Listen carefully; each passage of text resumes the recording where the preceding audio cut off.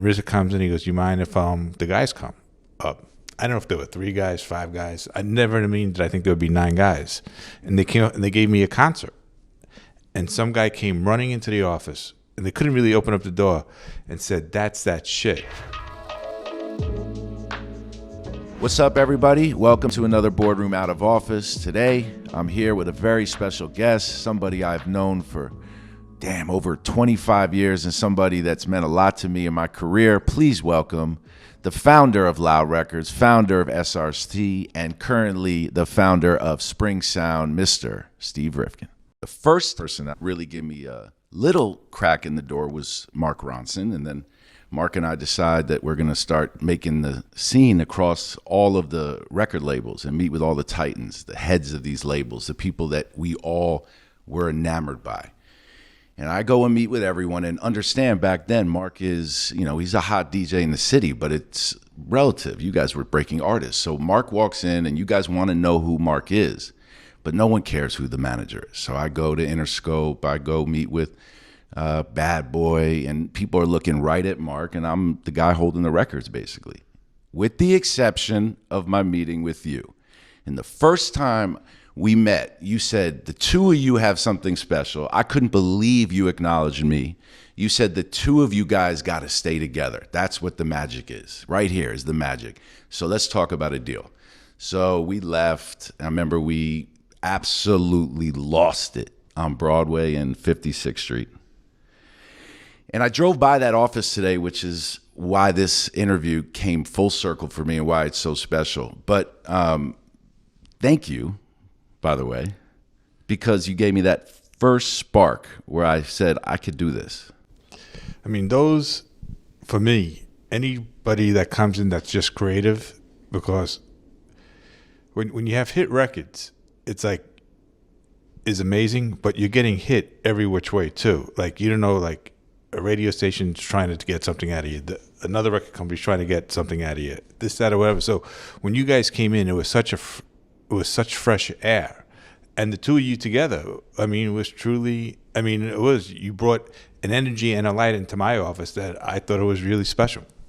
That's amazing. I mean, we had these like bounded decks, and it was like, this is Mark, these are our artists, and this is what we're gonna do. And our models were like you guys and Puffy and Jay and Damon. We didn't end up doing the deal, by the way. You know that. Yeah, I know that. Yes. But it really gave me this motivation that like one of those titans that I acknowledged as that identified me as somebody that had a reason to be in that room. So we went on, and obviously, you still, in my opinion, sit in that Mount Rushmore. But one of the things that came with your run at Loud was your ability to identify talent.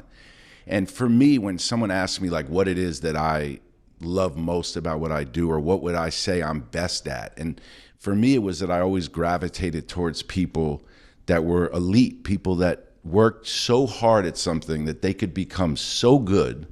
And whatever I could do to help bring that to life, or whatever I could do to help harness that or help them in their life, was what I wanted to be next to. And you were able to identify talent all the time. And I'm not necessarily referencing you pointing me out when I came in, but you look at the artists you signed, and for everyone listening, it's Wu-Tang and Mobb Deep and Fat Joe and 3 6 Mafia and Akon. I could go on. And it's not just the artists, it's the projects. Did you know early, because you got in the music industry so early, that you could see talent, that you could spot talent? See, I never, to this day, I don't consider myself an A&R guy. I still consider myself a promotion guy. So I think what my gift was that I would listen and I would see the energy in the room. So that's how I really picked it. Like when I met RZA, he was known as Prince Rakeem. I met him on my 31st birthday, March 2nd, 1993. And he comes in, and the office that I was using I was living in LA, but I was in New York, and I was working at the RCA office, and it was a quarter of the size. And I was with E. Swift from the Alcoholics. And RZA comes in, he goes, "You mind if the guys come up?" I don't know if there were 3 guys, 5 guys. I never in a million did I think there would be 9 guys. And they came up and they gave me a concert. And some guy came running into the office, and they couldn't really open up the door, and said, "That's that shit," and walked out. I never saw him again. I got like a $5 million check waiting for him, like if he ever wants to show up.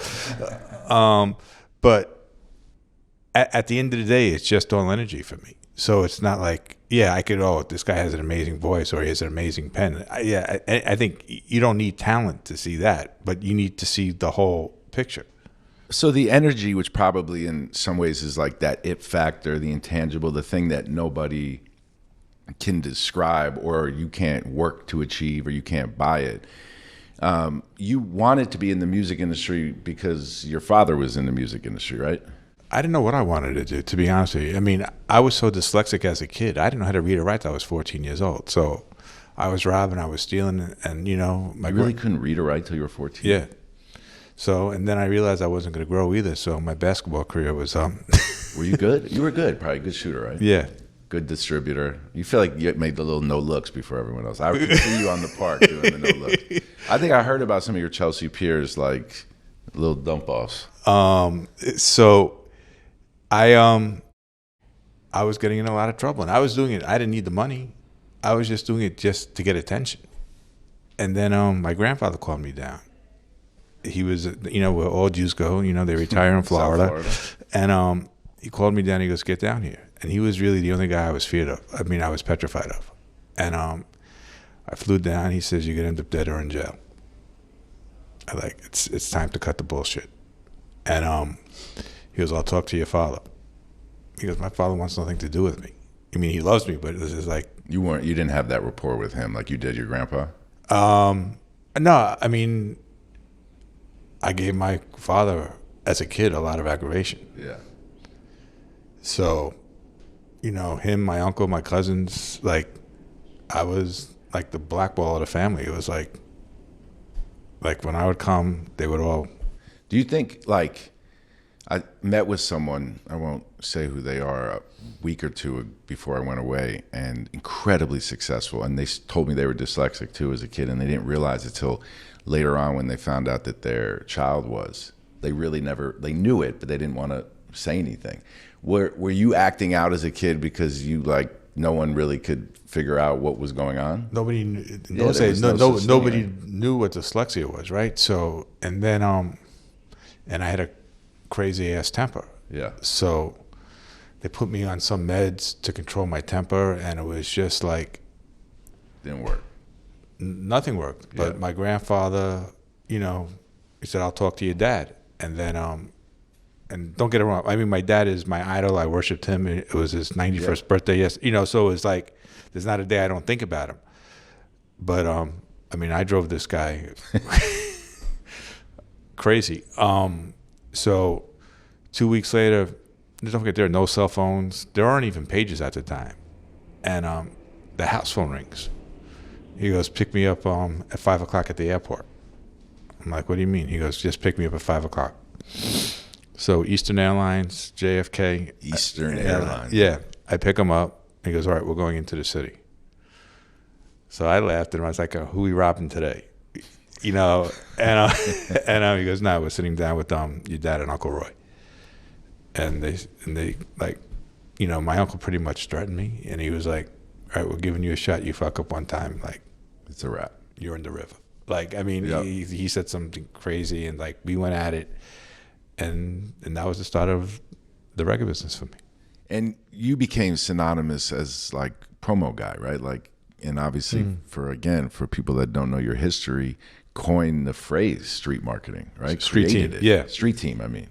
Yeah, I'm 18 years old. So they had me going to visiting radio stations down south, who were program directors who were 35, 40 years old. I'm 18. I'm like, why do I want to hang out with them for? I would end up going back to the colleges. And then I just put a whole network of people together. I mean, it took years, but... And that energy, was it, because, I think of people like us, non-traditional kind of journey into what we're doing, and something brought us to our industries. And for me, I love sports. I love hip hop music and the whole culture around it, watching it. I was watching it. I was younger, and you were in the birthing it. You were at the beginning of it. I listened to one of your interviews and talk about the very first hip hop record put out commercially that you were a part of, right? Or your father's. My dad and uncle put it out, and I promoted it. I was on the road. But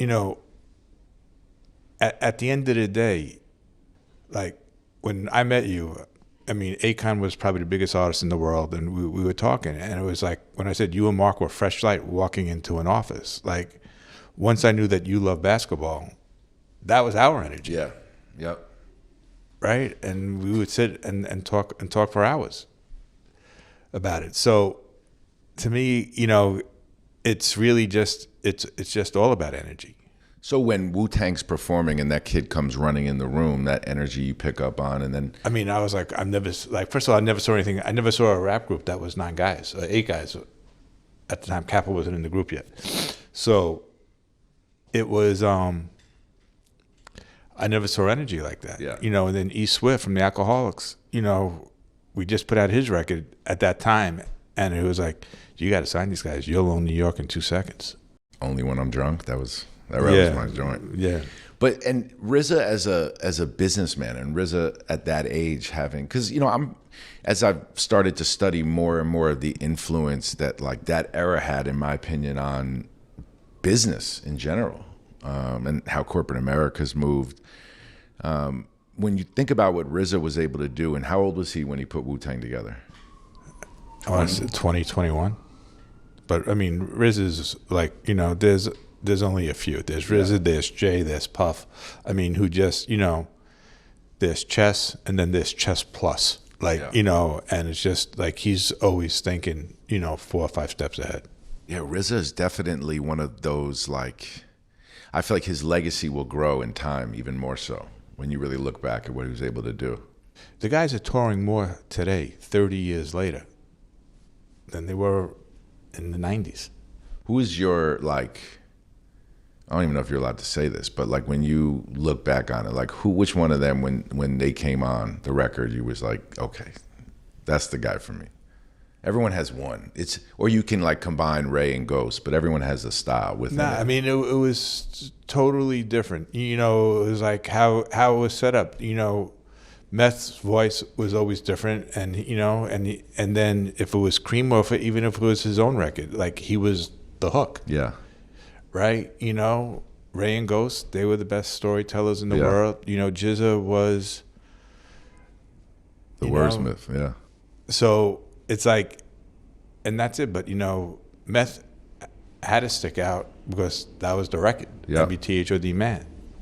Fat Joe, who you also obviously have been a part of his career from the beginning, and I saw last night, I saw on the gram, you guys are still thick as thieves, right? 100%. Similar, like to that group of entrepreneurs, and it's mentioned, but I don't think mentioned as much, is how incredible Fat Joe's run and staying power and like dominance as a personality and as like an executive and an entrepreneur has been. To this day, I tell everybody, I say Joe's the best A&R guy in the business. Like he knows if he started in 90, I forget when FloJo came out, 91, 92.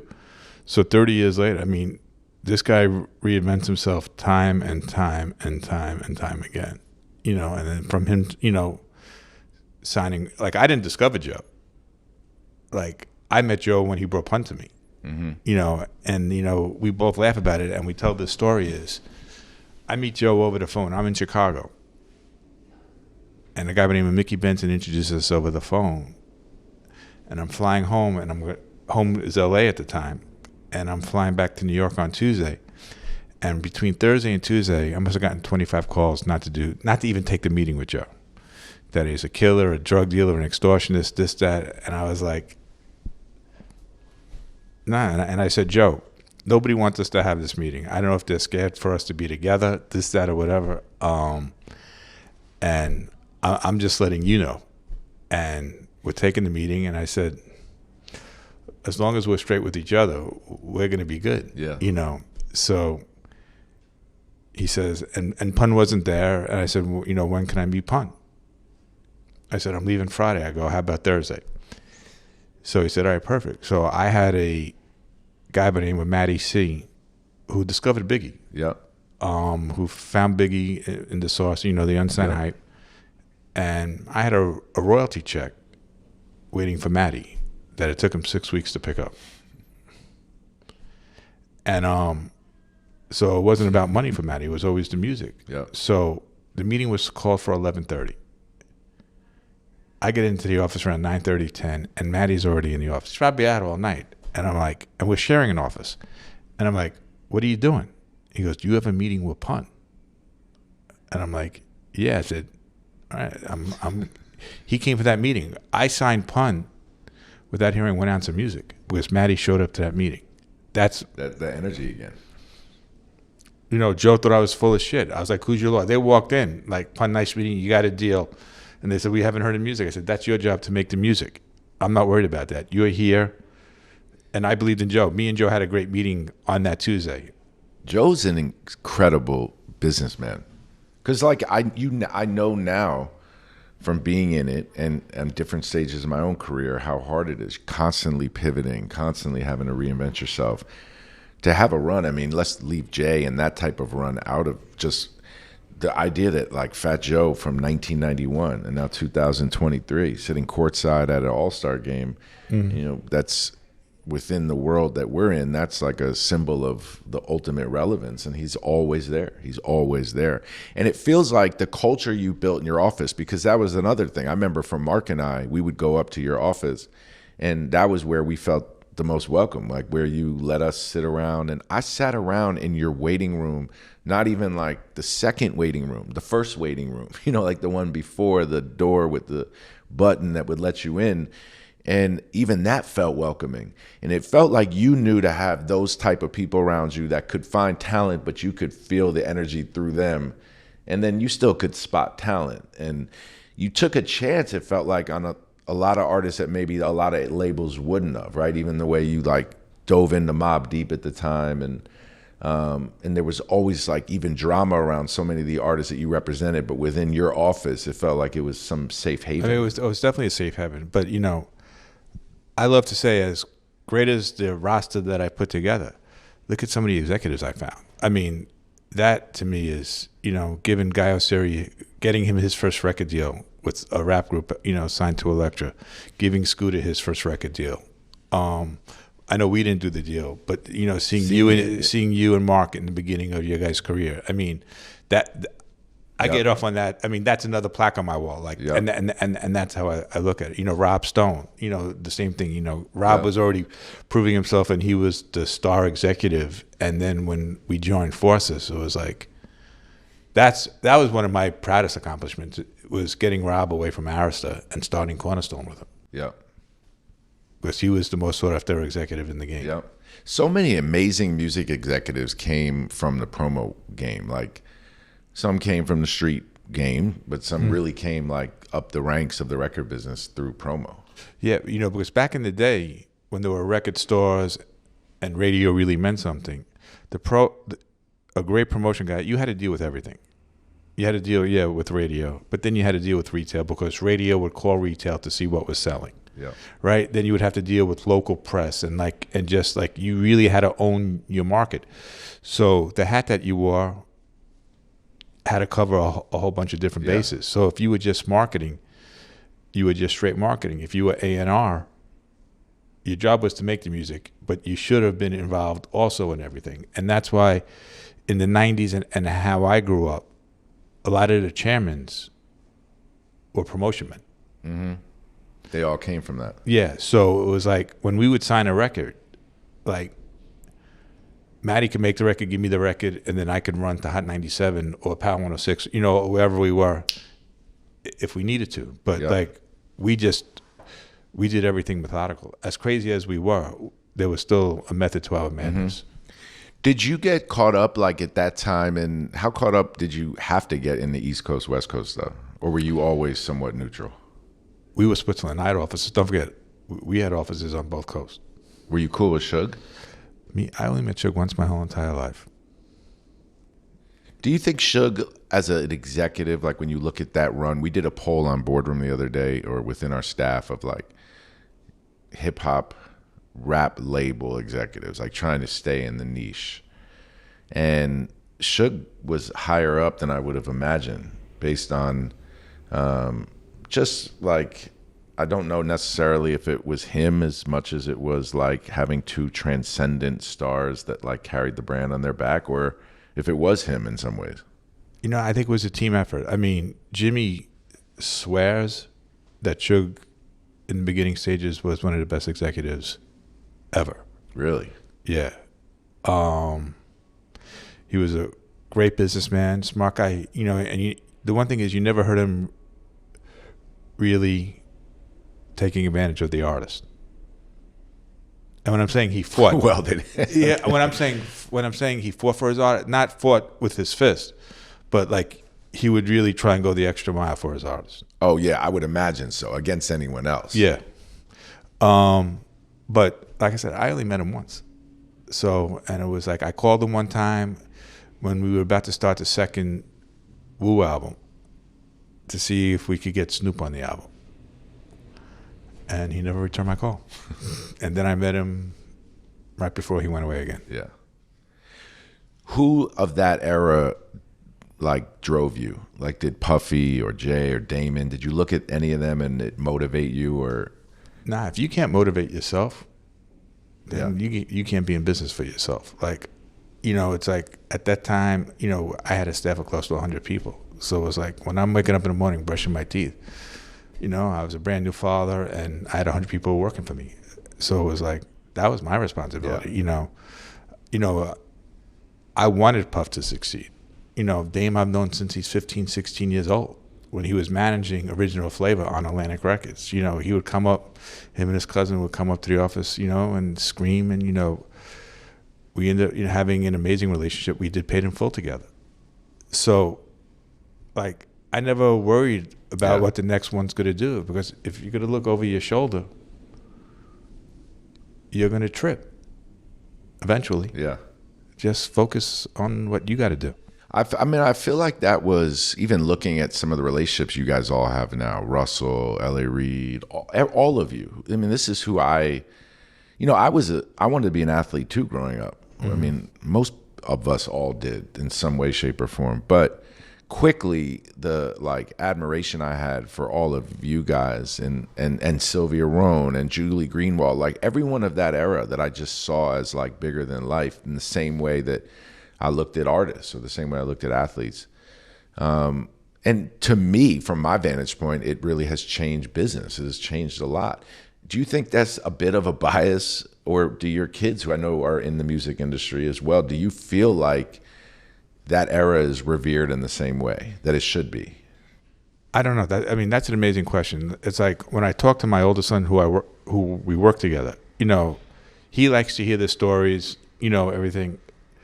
But I'm standing back because I don't know what to do. It's like, I'm used to the phone ringing 24/7, having 3 calls on hold while I'm dealing, and it's like, I'm just sitting here. I'm like, Alex, what do you need me to fucking do? And it's like, man, just relax out, right? So it was like one time he, a few months ago, he goes, Dad, make this call. I was so happy. I was like, man, I finally accomplished something for the day. Yeah. Because it's just a different, every tactic is different. What you crave, like the #1 record or selling a certain amount the first week, just everything is different. But the stars, like some of these executives, Coach K and P and Sal, these are a generation that I'm sure can point back to what you guys did. Definitely Coach. It's like I'm just so happy, for what him and P did, with Scooter, and even what Top's doing. I had a conversation, it was yesterday. Somebody told me I left SRC, I sold it in 2012. There was no streaming yet. So from 2012 or 2000, yes, when I left to today, Akon streamed 19 billion streams, and I'm like, how much money is that? I'm like, what am I missing? Yeah. That's right. wild. And I'm like, I called my lawyer this morning. These are true facts. I'm like, there was like, yeah. How do I get some of this money? Like, I don't even know what 19 billion streams is money-wise. A lot. So I was like, that's crazy. And that's just one artist. And that's what the North Star is then, because that's like less of it is, and maybe I'm wrong because I'm not in it. I watch it, we cover it, but less of it is building these like foundational stars. Someone that's like still with you, you know, like the way I feel about the era that, you know, you were a part of. Do you get surprised at like Jay-Z and Puffy's success at this caliber ever? No way, right? You knew it. Who didn't know it? I mean, it's like I remember one time I was on 20th Street and Park Avenue, and I see was it the 190 Mercedes, and it was wrapped with Rockefeller, and I was like, all right, they got it. These guys are onto something. And Damon was a incredible executive, right? He doesn't get enough credit. Yeah. You know, it takes two. Like, I mean, nobody could question how smart Jay is, everything, but Damon's also brilliant, you know, and it was just like, unfortunately, you know, they went their own ways. But, I mean, you know, Dame, Jay, and Biggs, I mean, they were, I mean. Everyone needed everyone. Yeah. Do you, like, for me, I have kids that are 13 and 9. You had kids young, right? I was 33 when I had my first kid. But you were in it. You were in the middle of it. Yeah. Was balance hard back then? Because the record industry back then, and what I tell a lot of people that work with us here is I felt like fearful of going home too early, or like I felt fearful of ever being seen as like not having a phone in my hand or on my BlackBerry or something. That was the climate. Like his first 3 years, you know, before preschool started, wherever I went, I would take him with me. Always. And then we had places here in LA. I would run home while he would eat dinner. I would have his crumbs and then go back out and do whatever I had to do. But then there were times where it was just me and him, where I would take him on the road with me. Mm-hmm. So you prioritized it early. That's amazing. I mean, I learned, I, as crazy as I was, the love that I had for my dad, the love that I had for my uncle, the love that I had for my grandfather, I'm still all about family. Yeah.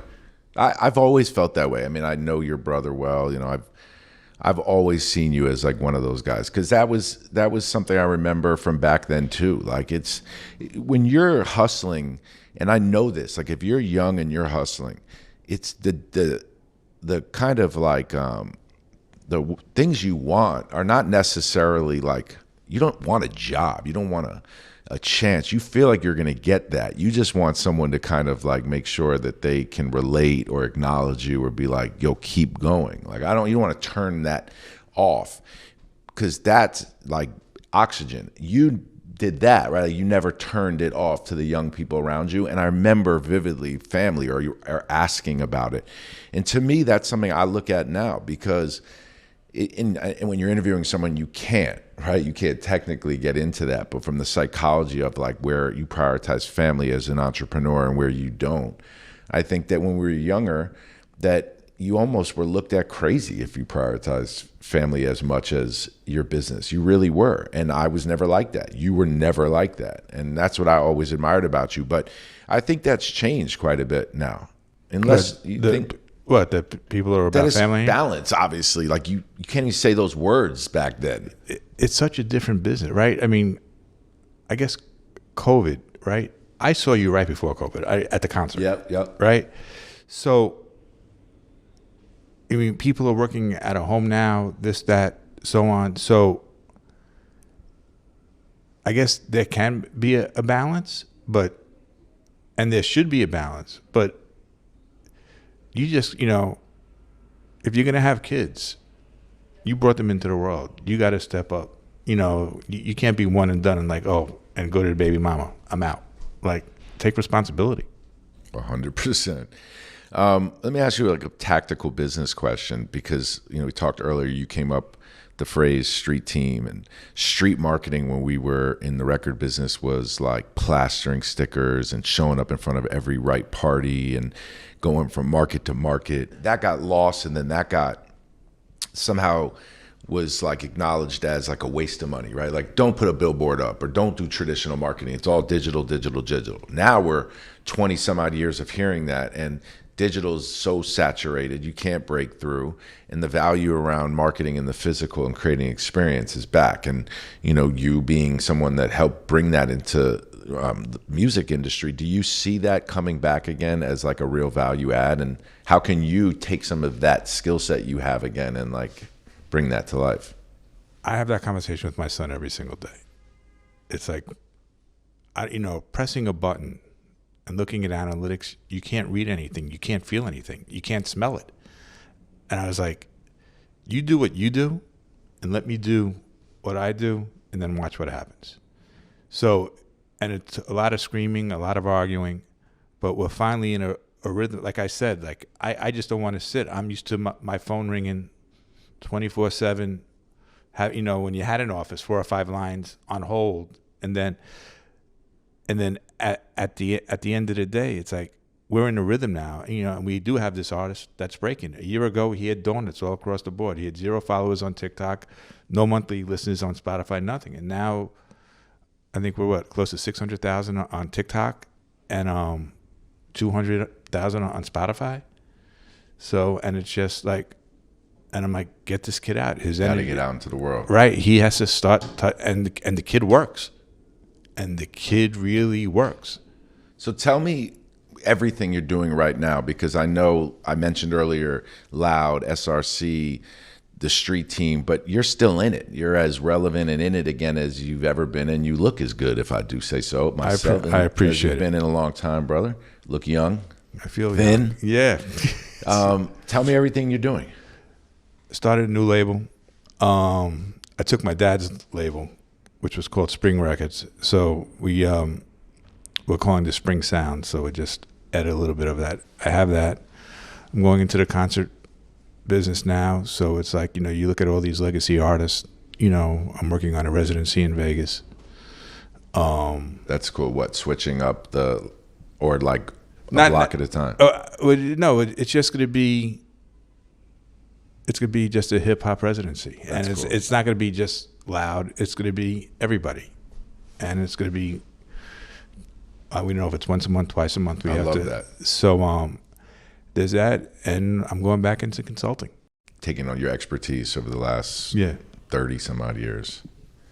And I feel like that's what businesses and young founders right now are craving, is like that conduit between I'm still relevant. I still understand what's happening in culture right now, but I can tell you like both sides of the fence. I can tell you years of mistakes I made and things I did, and then I have a Rolodex that is like untouchable. Yeah, and the thing is, I also sold 2 record companies where one wasn't like, they were both. Granted, Loud might have been the coolest label in the world, but SRC might have even been bigger than Loud. Yeah. I mean, we had the biggest artists in the world. Was Akon the biggest artist you worked with ever, in terms of just sheer global magnitude? Yeah, I mean, it was 19 billion streams, and it's crazy. Without anybody, with no promotion, no marketing, just on the record. Incredible, man. Well, for me, this interview definitely was, like I said, a full circle moment. I feel like there's a lot we still have to do in life together, whether it's in sports or music. And I appreciate you taking the time, coming on Boardroom. I appreciate it, man. I just want to say how proud I am, and just like seeing you where you are now, and like, following you on Instagram and just seeing you, who you're with, this, that, or whatever, and really what you've accomplished, man. So it makes me happy. And thank you, bro. Appreciate you. Thanks for listening. Subscribe, download, go to boardroom.tv, and we'll be back soon.